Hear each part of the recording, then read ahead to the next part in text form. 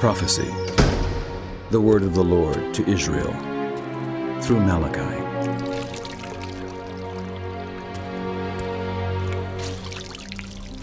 I have loved you, Says the Lord. but you ask, how have you loved us? Was not Esau Jacob's brother? Declares the Lord. Yet I have loved Jacob, but Esau I have hated. And I have turned his hill country into a wasteland and left his inheritance to the desert jackals. Edom may say, Though we have been crushed, we will rebuild the ruins. but this is what the Lord Almighty says. They may build, but I will demolish. They will be called the wicked land, a people always under the wrath of the Lord. You will see it with your own eyes and say, Great is the Lord, even beyond the borders of Israel.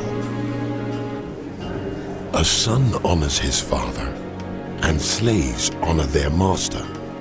If I am a father, where is the honor due me? If I am a master, where is the respect due me? Says the Lord Almighty. It is you priests who show contempt for my name. But you ask, How have we shown contempt for your name? by offering defiled food on my altar. But you ask, How have we defiled you? by saying that the Lord's table is contemptible. When you offer blind animals for sacrifice, is that not wrong? When you sacrifice lame or diseased animals, is that not wrong? Try offering them to your governor. Would he be pleased with you? Would he accept you? Says the Lord Almighty. Now implore God to be gracious to us. With such offerings from your hands, will he accept you? Says the Lord Almighty. Oh, that one of you would shut the temple doors, so that you would not light useless fires on my altar. I am not pleased with you. Says the Lord Almighty. And I will accept no offering from your hands. My name will be great among the nations, from where the sun rises to where it sets. In every place, incense and pure offerings will be brought to me, because my name will be great among the nations. Says the Lord Almighty. But you profane it by saying, The Lord's table is defiled. and Its food is contemptible. you say, What a burden! and you sniff at it contemptuously. Says the Lord Almighty. When you bring injured, lame, or diseased animals and offer them as sacrifices, should I accept them from your hand? Says the Lord. Cursed is the cheat who has an acceptable male in his flock and vows to give it, but then sacrifices a blemished animal to the Lord. For I am a great king, Says the Lord Almighty. and my name is to be feared among the nations. And now, you priests, this warning is for you. If you do not listen, and if you do not resolve to honor my name, Says the Lord Almighty.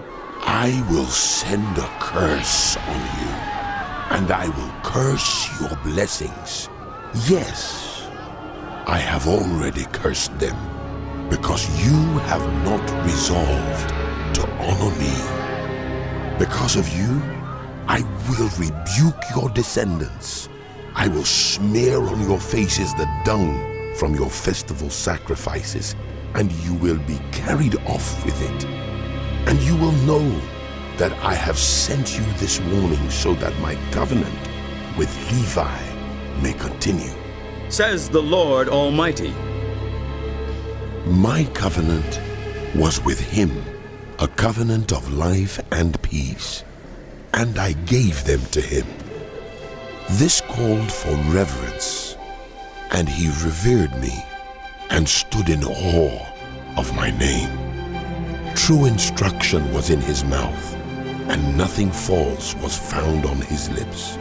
He walked with me in peace and uprightness, and turned many from sin. For the lips of a priest ought to preserve knowledge, because he is the messenger of the Lord Almighty, and people seek instruction from his mouth. But you have turned from the way, and by your teaching have caused many to stumble. You have violated the covenant with Levi, says the Lord Almighty. So I have caused you to be despised and humiliated before all the people, because you have not followed my ways, but have shown partiality in matters of the law. Do we not all have one Father? Did not one God create us? Why do we profane the covenant of our ancestors by being unfaithful to one another? Judah has been unfaithful. A detestable thing has been committed in Israel and in Jerusalem. Judah has desecrated the sanctuary the Lord loves by marrying women who worship a foreign god. If anyone does this, whoever he may be, may the Lord remove him from the tents of Jacob, even though he brings an offering to the Lord Almighty.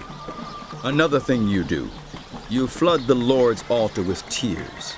You weep and wail because he no longer looks with favor on your offerings or accepts them with pleasure from your hands. You ask, Why?